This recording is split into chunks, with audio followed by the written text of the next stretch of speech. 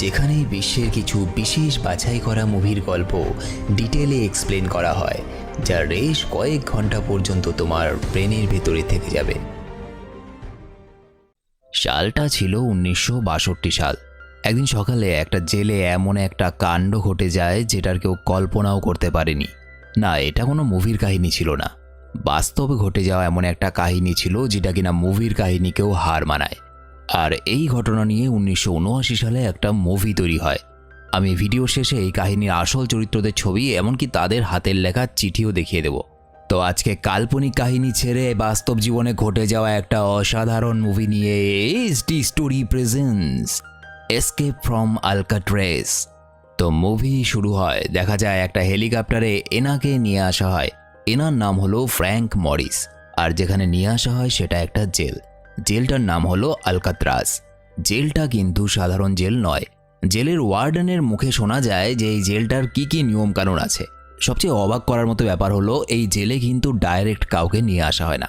মনে করো যেসব আসামিরা কোনো না কোনো জেল থেকে পালানোর চেষ্টা করতে গিয়ে ধরা পড়েছে বা কোনো না কোনো জেলের নিয়ম ভেঙেছে, সেই সব আসামিদেরকেই এই জেলে আনা হয়। আর এখানকার সিকিউরিটি প্রচণ্ড শক্ত। আর এই জেলে আসামিদের বিভিন্ন কাজ দেওয়া হয়, যেমন কেউ কাঠের কাজ করে, কেউ লোহার কাজ করে, বিভিন্ন ধরনের কাজ আছে।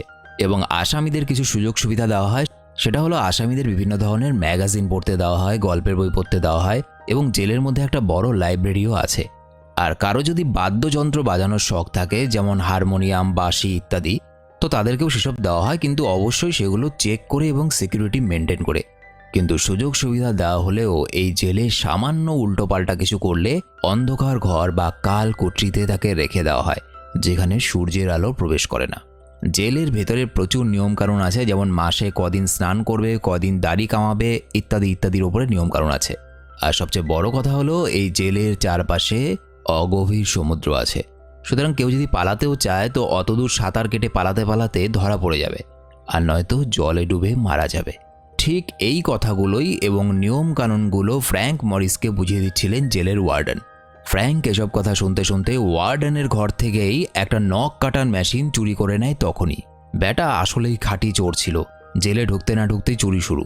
এবার কিছু চরিত্রের সঙ্গে আলাপ করা যাক। এর নাম হলো ইংলিশ।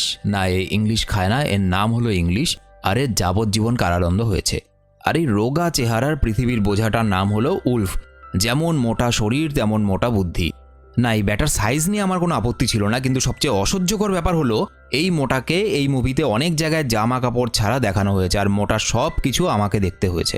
তো যাই হোক, এর নাম হলো ডক। এ খুব ভালো ছবি আঁকে। ফ্র্যাঙ্ক ইংলিশের সঙ্গে কথা বলতে বলতে বুঝতে পারে যে ইংলিশ প্রচণ্ড বুদ্ধিমান মানুষ, এবং সে ইংলিশকে জিজ্ঞেস করে, তুমি তো এত বছর ধরে এখানে আছো, কখনো এই জেল থেকে বের হওয়ার কোনো উপায় ভেবেছিলে?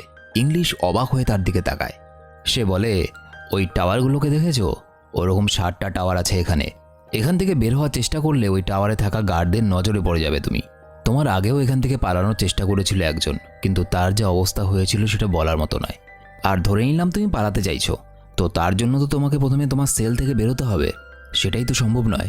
আর যদি বের হয়েও যাও এই জেল থেকে, বাইরে গিয়ে কি করবে? ওই যে জল দেখছো, ওই জলে সাঁতার কেটে কিনারায় পৌঁছতে পারবে না। তুমি যদি একজন ভালো সাঁতারুও হয়ে থাকো, তবু ওই জলে সাঁতার কেটে তুমি কিনারায় পৌঁছতে পারবে না, কারণ ওখানে বিশাল বড় বড় ঢেউ ওঠে আর অসম্ভব ঠান্ডা জল। ওই ঠান্ডায় কয়েক মিনিটের মধ্যে তোমার মৃত্যু অনিবার্য। আর এখানে 12 বার করে প্রতিদিন কয়েদিদের গন্তি করা হয়। সুতরাং তোমার এখান থেকে পালানো অসম্ভব। পরদিন উলফের সঙ্গে মারামারি করার জন্য ফ্র্যাঙ্ককে কাল কুঠুরিতে বন্দি করে রাখা হয়, এবং এখানে তার অবস্থা বিভৎস হয়। পরদিন ফ্র্যাঙ্ককে সেখান থেকে নিজের সেলে নিয়ে আসা হয়, এবং সেখানে আরেকজন নতুন কয়েদি আসে। এর নাম হলো চার্লি বার্টস।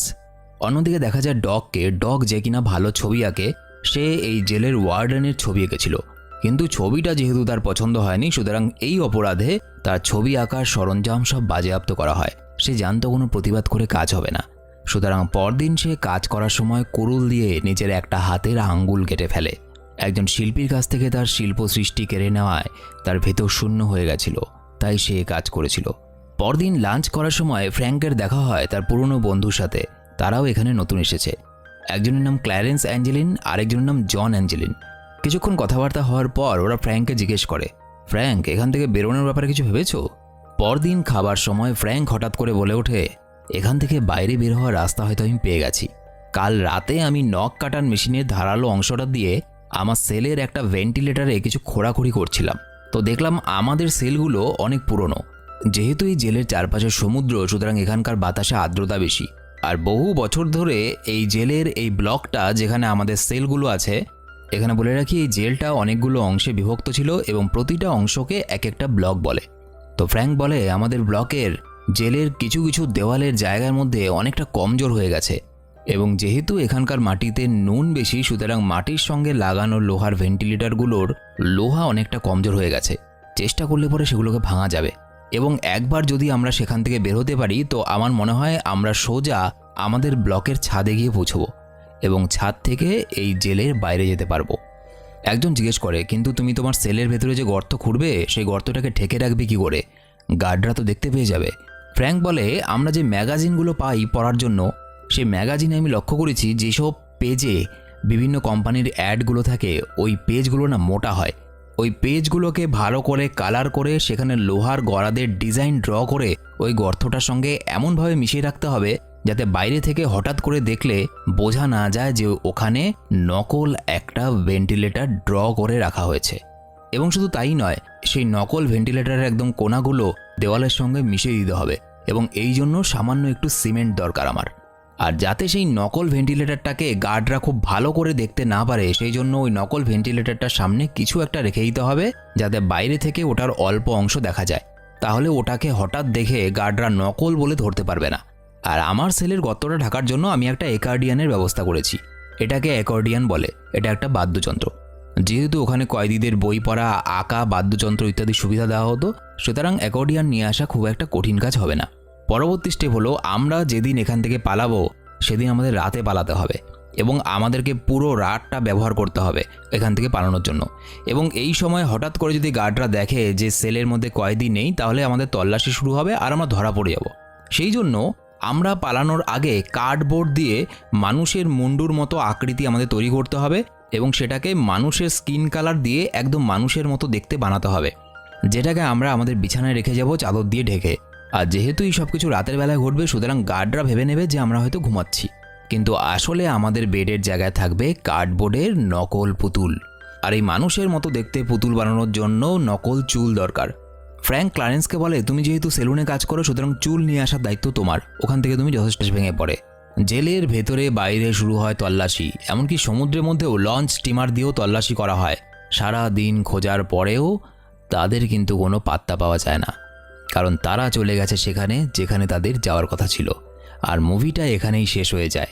আচ্ছা, এবার আসি এই কাহিনীর বাস্তব কিছু ছবি আর প্রমাণের দিকে। আমি ইন্টারনেটে রিসার্চ করেছিলাম এই ঘটনাটা নিয়ে। তো আমি যা পেয়েছি সেটা হলো এরা হলো সেই ফ্র্যাঙ্ক মরিস, ক্লিয়ারেন্স অ্যাঞ্জেলিন আর জন অ্যাঞ্জেলিন। এদের অপরাধ ছিল এরা ব্যাংক ডাকাতি করেছিল। ওদের কখনো খুঁজে পাওয়া যায়নি। আর ওরা যে বছর ওই জেল থেকে পালিয়ে যায় তার পরের বছর আলকাত্রাজ জেল বন্ধ করে দেওয়া হয় চিরকালের জন্য। বহু বছর পর পুলিশের কাছে একটা চিঠি আসে। চিঠিতে লেখা ছিল, হ্যালো, আমি জন অ্যাঞ্জেলিন।